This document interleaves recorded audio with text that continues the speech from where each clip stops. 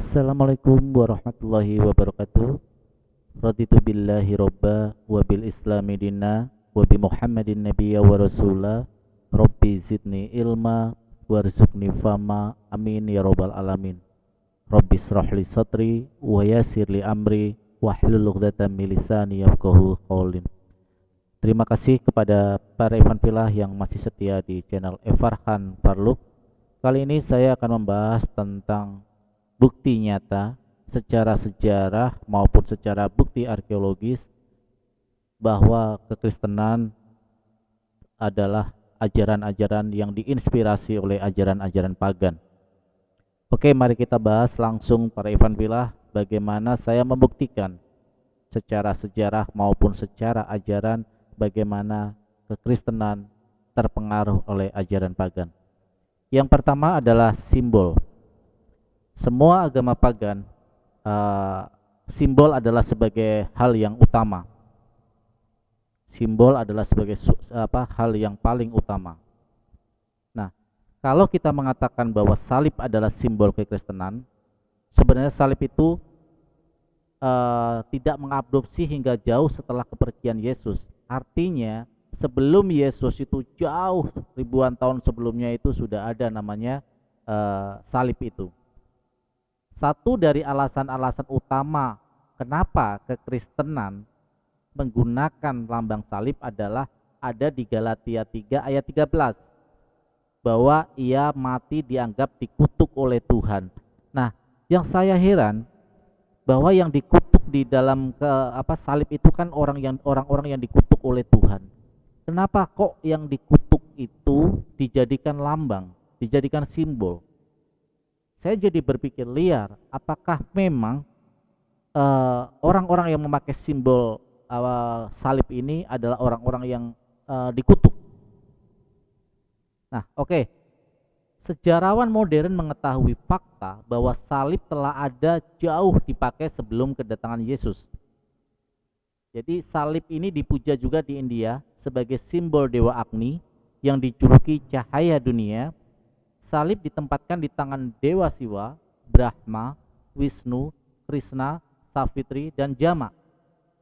Salib juga dikenal oleh penganut agama Buddha dari zaman kuno dan para pengikut lama dari Tibet.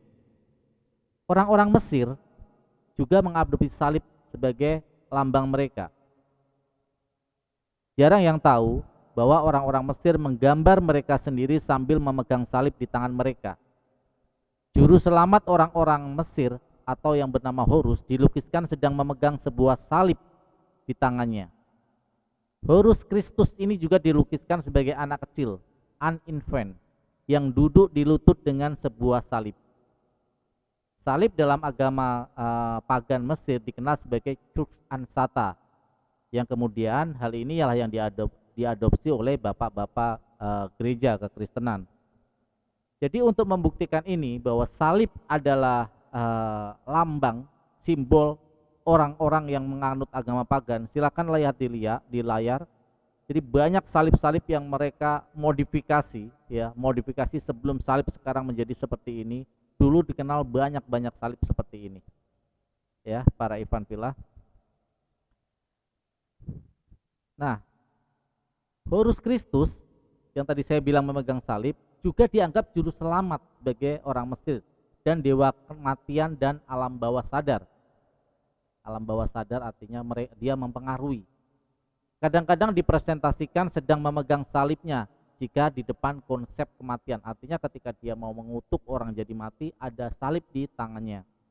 Nah, salib juga dikenal di Irlandia.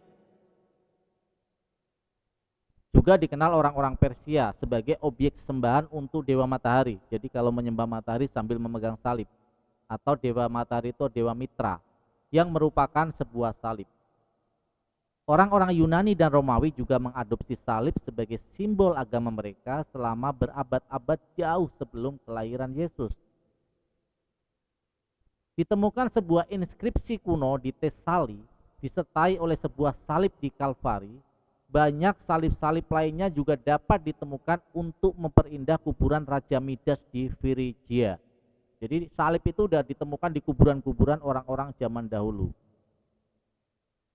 Nah, itu para Ikhwan Fillah, lambang pertama, bukti pertama bahwa simbol salib adalah simbol dari agama-agama pagan terdahulu. Nah, lambang kedua apa dari kekristenan? Lambang kedua dari kekristenan adalah ikan. Ya, adalah ikan. Nah, ikan ini kenapa dijadikan simbol? Ikan ini dijadikan simbol karena sebagai pengetahuan umum kita bahwa agama Kristen simbolnya juga ikan. Kenapa pada cawan sakramental, anjing laut dan pelita Roh Kudus disimbolisasikan dengan seekor burung merpati dan Kristus oleh seekor ikan. Jadi ikan ini mewakili kekristusan atau Yesus. Ya, karena barangkali saat itu ikan termasuk salah satu yang dimakan oleh Yesus, ya. Tentu para Ikhwan Fillah ingat ya ayat ini, yaitu ayat tentang bagaimana Yesus makan ikan goreng ketika habis disalib. Itu ada di Lukas 15 ayat 3 sampai 7 ya para Ikhwan Fillah ya. Nah, itulah kenapa saya mengatakan bahwa simbol kekristenan yaitu salib dan ikan adalah simbol-simbol kepaganan.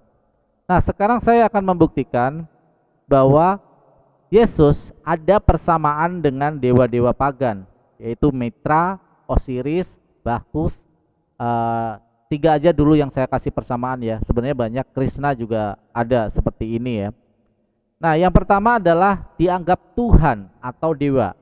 Sama seperti Mitra, Osiris, dan Bacchus juga dianggap Tuhan. Yesus dianggap sebagai Tuhan Kristen, Mitra dianggap dewa Persia kuno atau Tuhan dewa Persia kuno, Osiris dianggap sebagai Tuhan dewa Mesir kuno, Tuhan Mesir kuno, dan Bacchus atau Tuhan Yunani kuno. Nah, persamaan-persamaan ini bisa dielaborasikan dari berbagai macam, ya, bukan hanya ini, tapi ada bukti-buktinya. Bukti-buktinya apa? Yang pertama, yuk kita baca. Tanggal kelahiran. Yesus tanggal kelahirannya juga dianggap 25 Desember. Mitra juga tanggal 25 Desember. Osiris juga tanggal 25 Desember dan Bacchus juga tanggal 25 Desember. Apalagi selain tanggal kelahiran yang sama dan dianggap dewa? Pengharapan. Karena nanti Yesus akan turun kembali menjadi pengharapan. Yesus dijuluki sebagai Mesias yang ditunggu. Mitra dijuluki sebagai perantara yang ditunggu. Osiris dianggap sebagai pembebas yang ditunggu. Bacchus dianggap sebagai pembebas juga yang ditunggu.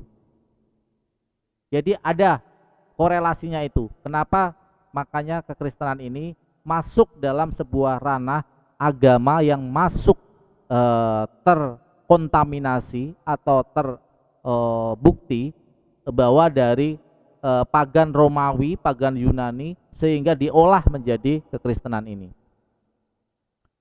Yang keempat, yang selanjutnya adalah bahwa Yesus ada persamaan dengan dewa-dewa yang dianggap dewa pagan adalah lahir dari perawan. Ya, lahir dari perawan. Yesus lahir dari perawan Maria. Mitra lahir dari perawan Aisef. Osiris lahir dari perawan Neit, dan Bacchus lahir dari seorang perawan Demeter. Jadi ceritanya sama, tanggal lahirnya 25 Desember, menjadi pengharapan yang ditunggu-tunggu, lahir dari seorang perawan. Ini bukti-bukti persamaan Yesus dengan dewa-dewa pagan. Terus kematian, ya, Tuhan mati. Ini juga dialami oleh dewa-dewa pagan. Yesus mati dibunuh atau disalib, Mitra juga mati dibunuh, Osiris juga mati dibunuh, Bacchus juga mati dibunuh. Ciri khas Tuhan dari pagan itu berantem seperti manusia dan bisa dibunuh. Itu ciri khas. Selanjutnya adalah tujuan kematiannya, tujuan setelah dia dibunuh itu apa? Ya. Sama semua. Baik Yesus, Mitra, Osiris atau Bacchus, semua tujuannya sama kematiannya, yaitu menebus dosa manusia. Mitra mati katanya untuk menebus dosa manusia. Osiris mati karena dia anggap sebagai penebusan sebagai manusia. dan Bakus juga sebagai penebus dosa manusia. Ada persamaan lagi. Yang ketujuh atau yang selanjutnya, kebangkitan. Ya, kebangkitan. Sama. Yesus bangkit pada hari setelah 3 hari penyaliban. Mitra 3 hari setelah pembunuhan dia bangkit kembali. Osiris 2 hari 3 malam setelah dibunuh dia bangkit lagi. Juga Bakus 3 hari setelah pembunuhan. Hampir rata-rata mereka dewa-dewa pagan ini setelah dibunuh 3 hari ketiga mereka bangkit. Jadi persamaan-persamaan seperti itu para Ikhwan Fillah yang saya katakan ada persamaan di Tuhan atau dewa. Persamaan-persamaan dengan Mitra, Osiris dan Bakus yang dialami oleh Yesus. Oke, sekarang apa? Sejarah agama pagan dan persamaan dengan kekristenan. Seperti sudah saya bilang tadi bahwa sekte agama pagan menyembah matahari sebagai Tuhan mereka dan memilih hari winter solstice atau 25 Desember sebagai hari kelahiran Tuhan mereka. Ini juga tadi yang dialami oleh Mitra, Osiris, Bakus. Tanggal kelahirannya 25 Desember. Nah, dalam hal ini para Ikhwan Fillah, kalau kita kaitkan dengan sejarah tanggal 25 Desember ini,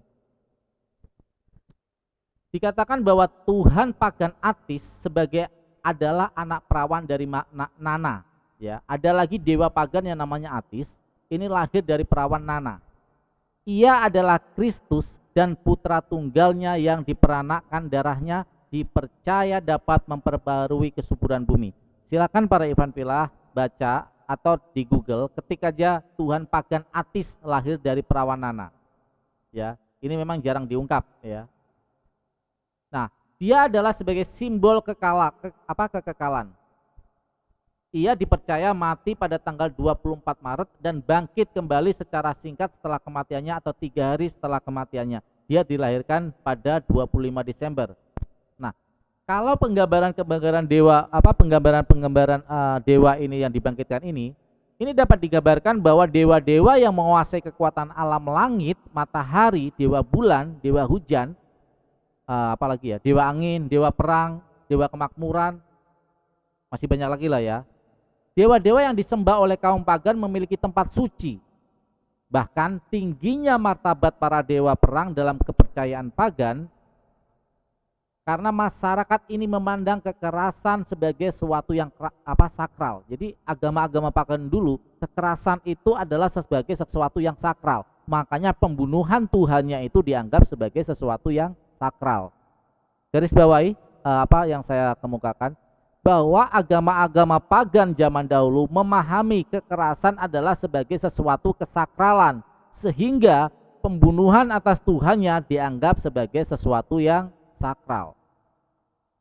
Nah, orang-orang pagan pada dasarnya biadab dan terus-menerus hidup dalam keadaan perang, membunuh dan menumpahkan darah atas nama bangsa mereka dianggap sebagai kewajiban suci. Penumpahan darah atas nama agama dianggap sebagai kewajiban suci. Hampir segala macam kekejaman dan kekerasan dibenarkan dalam paganisme. Tidak ada dasar etika untuk melarang kekerasan atau kekejaman. Bahkan Roma yang dianggap sebagai negara paling beradab di dunia pagan merupakan tempat di mana manusia dipaksa bertarung hingga mati atau dicabik-cabik oleh binatang buas. Ingat para gladiator itu pusatnya ada di Roma, diadu. Siapa yang mati, mayatnya dimakan oleh diumpankan terhadap diumpankan kepada macan atau diumpankan kepada binatang-binatang buas. Ini Roma dulu seperti itu dan ini masih teraliri sekarang meskipun sekarang sudah ada Vatikan. Tapi tidak bisa dibantah bahwa dasar dari mereka kepaganan ini di Roma itu sangat kekejaman. Padahal itu paling beradab, dianggap paling beradab, tapi kekejamannya masih luar biasa. Ya. Nah, dengan demikian, agama pagan adalah agama yang menyembah dewa-dewa, atau unsur-unsur alam yang lain. Di antaranya adalah agama penyembah matahari, bintang, bulan, penyembah api, penyembah pepohonan, gunung-gunung dan lain sebagainya.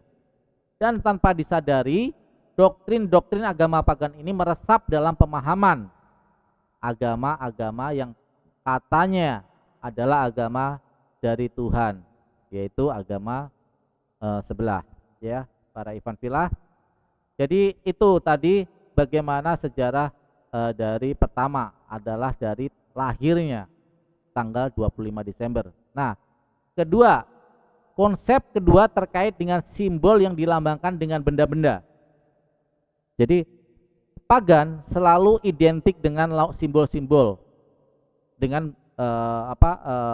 benda-benda ya, selalu simbolnya adalah dengan benda-benda kepaganan ini. Seperti yang tadi sudah saya jelaskan, ada simbol salib, ada simbol ikan. Nah, di masa Konstantin, seluruh simbol-simbol pagan Romawi kuno dimasukkan menjadi simbol kekristenan. Ini menjadi bukti ya bahwa Kristen dibentuk oleh Romawi. Ya, Kristen dibentuk oleh Romawi, beda sama Nasrani ya. Di masa Konstantin, seluruh simbol-simbol pagan Romawi kuno dimasukkan menjadi simbol-simbol kekristenan dan diberi pengertian yang berbeda dari asalnya semula. Padahal, menurut akar sejarahnya, simbol-simbol ini merupakan bagian yang tak terpisahkan dari ritual kelompok Kabalah yang di permukaan dianggap sebagai musuh Vatikan. Selain simbol dewa matahari, simbol salib, simbol burung, merpati putih, dan nyaris seluruh simbol gereja yang ada sesungguhnya merupakan simbol paganisme kabalis. Merpati itu dari Kabalah sebenarnya, simbol Kabalah. Jadi hampir seluruh simbol-simbol dalam gereja itu adalah simbol dari paganisme Kabalah. Kecenderungan pagan ini terlihat pada diri para revolusioner melalui berbagai simbol. Topi kemerdekaan yang dipakai oleh para garda revolusioner revolusi Prancis dan seringkali menjadi simbol revolusi, bersumber dari dunia pagan dan penyembahan terhadap mitra.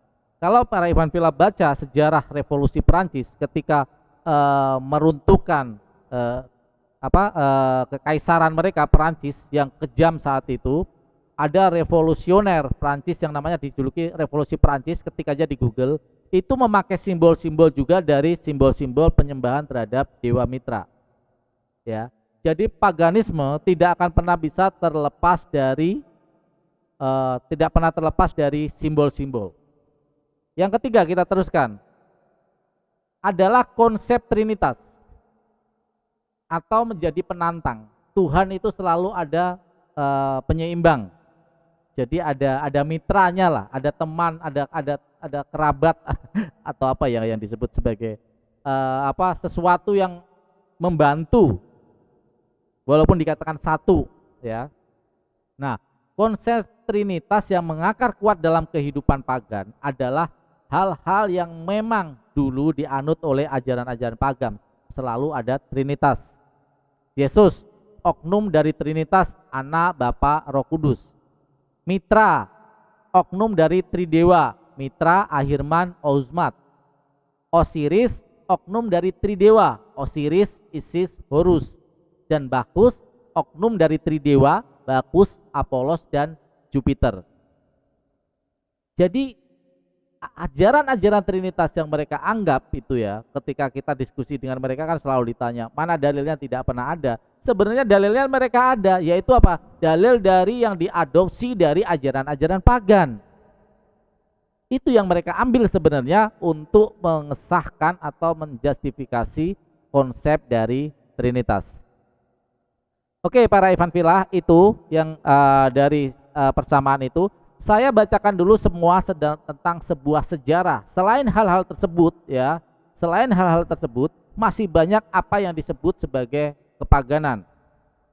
Pagan selalu percaya dengan tahayul paganisme yang bertahan namun baru mulai bangkit kembali, atau yang disebut dengan teori evolusi pada abad 18 dan 19.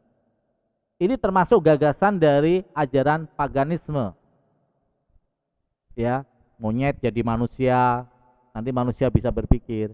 Ini adalah termasuk ciri-ciri paganisme juga, ya. Terus kepercayaan ada sebagai orang yang hebat, ya. Kepercayaan ras yang unggul, ya. Ini Nietzsche ini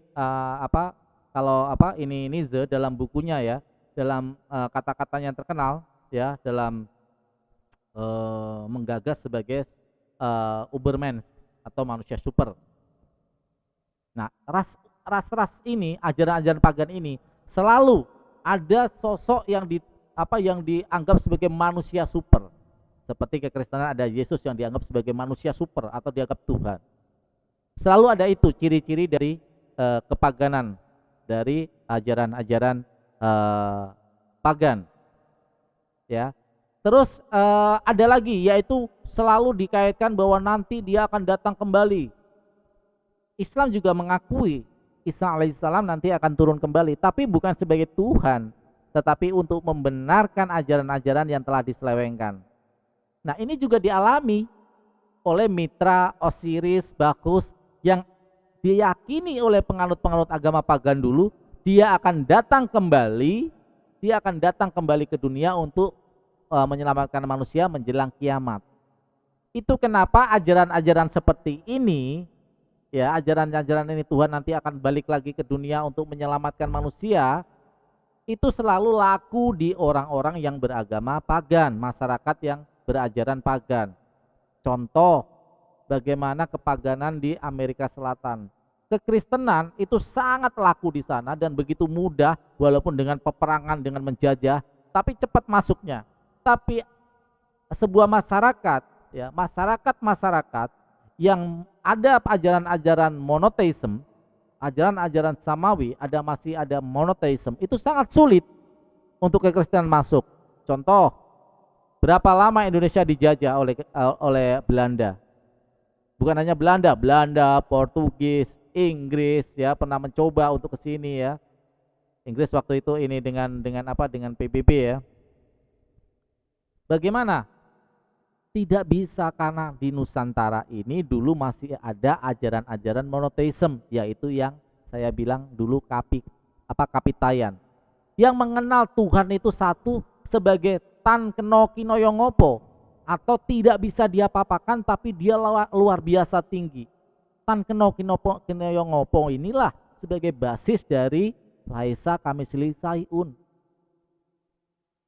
Dengan ajaran-ajaran seperti ini, umat-umat atau masyarakat yang mempunyai ajaran seperti ini akan sangat sulit ajaran-ajaran pagan atau ajaran kekristenan masuk. Makanya 350 tahun dijajah, kekristenan tidak pernah bisa untuk mengkristenkan Nusantara. Karena memang ajarannya udah ajaran tauhid dari zaman Nabi Adam alaihissalam di Nusantara ini, ya. Para Ivan Pilah. Nah, kalau kita ini dari budaya-budaya yang tadi saya sebutkan tadi tentang pagan, kebudayaan pagan fasistik yang menguasai Eropa itu dulu sempat surut dari panggung seiring berkembangnya agama Kristen pada abad kedua dan ketiga. Yang pertama dari Eropa tentu, dari Roma, kekristenan saat itu, kemudian menyebar seluruh Eropa. Kepada masyarakat Eropa, agama Kristen membawa ciri-ciri etika mendasar dari agama sejati yang diturunkan kepada umat manusia melalui Nabi Isa. Jadi mereka pertama menawarkan gitu. Tetapi penawaran seperti itu ternyata ya penawaran mereka menyamakan Nabi Isa dengan Yesus ya.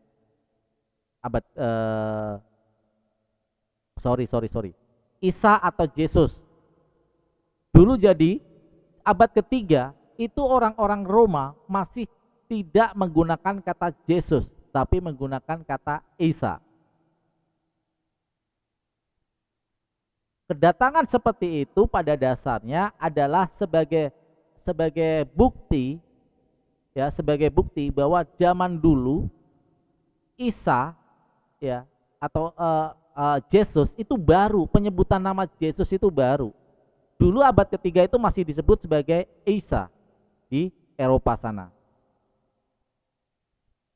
Nah, relevansi dari paganisme itu sebenarnya ada di dinamisme dan animisme. Makanya kenapa saya tidak pernah setuju pelajaran sejarah yang warisan dari Belanda itu bahwa agama nenek moyang Indonesia adalah animisme dan dinamisme. Saya tidak pernah setuju karena saya juga membaca buku-buku ya mengatakan bahwa nenek moyang kita agamanya dulu dinamisme dan animisme. Tidak. Beda dinamisme dan animisme. dengan agama nenek moyang kita, yaitu Kapitayan. Dinamisme ya disimbolkan dengan penyembahan terhadap benda-benda. Tetapi nenek moyang kita penyembahannya hanya sebagai sebuah perantara, tetapi tujuan utama adalah kan keno kinoyongopo, sesuatu yang tidak bisa dilihat, maha besar dan tidak bisa dia papain, tetapi dia wujud atau nyata kekuatannya. Jadi kenapa saya membantah bahwa nenek moyang kita ajarannya agama dinamisme dan animisme? Tentu kalau kita kaitkan dalam sejarah psikologisnya, kalau memang ajaran agama nenek moyang kita adalah dinamisme dan animisme, tentu dengan sangat mudah kekristenan akan mengkristenkan Nusantara. Tetapi ternyata tidak bisa. Artinya ada pertentangan pemahaman tentang spiritualisme di sini antara agama nenek moyang kita dengan kekristenan.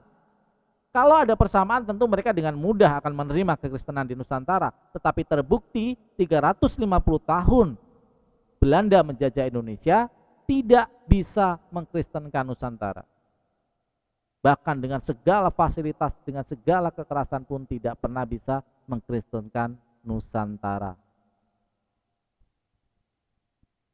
Oke, para Ivan Villa, mungkin itu dulu yang saya bahas ya. Saya membahas ini. Terima kasih sudah setia di channel Evarkan Farluk. Saya tidak lama-lama, saya hanya ingin membahas tentang bagaimana membuktikan kepada mereka bahwa kekristenan adalah terkontaminasi dari ajaran paganisme. Kenapa mereka selalu mendewa-dewakan simbol-simbol seperti itu? Yang pertama, yang kedua, bagaimana sikap mereka yang bertentangan dengan agama-agama samawi. Mereka memusuhi Yahudi waktu itu dan mereka kerjasama dengan Yahudi ya, yang saat ini seperti terlihat mesra dengan Yahudi. Itu bukan karena spiritualisme, bukan karena agama, tetapi lebih karena kepentingan politik. Tidak ada kaitannya dengan agama, sama sekali tidak ada kaitannya. Yang ada adalah kaitan kepentingan politik. Karena apa? Secara spiritualisme, secara pondasi agama Yahudi dan kekristenan jelas sangat berbeda jauh. Ya, sangat berbeda jauh. Apalagi dengan Islam. Ya, yang jelas-jelas agama samawi, agama yang benar-benar ketauhidan secara murni. Oke, para Ivan Villa, itu saja, sebentar saja saya membawakan acara ini, konten ini. Terima kasih kepada para Ivan Villa yang masih setia di channel Evarkan Farluk. Semoga kajian kita kali ini memberikan manfaat buat kita semuanya, dan terima kasih masih menyimak kajian-kajian di Evarkan Farluk channel. Jangan lupa untuk di-share ya, untuk di-komen, like, dan jangan lupa yang belum subscribe silakan di-subscribe. Subscribe gratis dan semakin membuat saya bersemangat untuk membuat konten-konten membantah subhat dan fitnah dari para kekristenan ini. Oke, para Ivan Villa, saya akhiri dulu acara ini. A'udzubillahi minasyaitonirrajim. Bismillahirrahmanirrahim. Wal asri innal insana lafi khusrin illal ladzina amanu wa amilus solihati wa tawassau bil haqqi wa tawassau bis sabr. Wabil taufiq wal hidayah. Wassalamualaikum warahmatullahi wabarakatuh.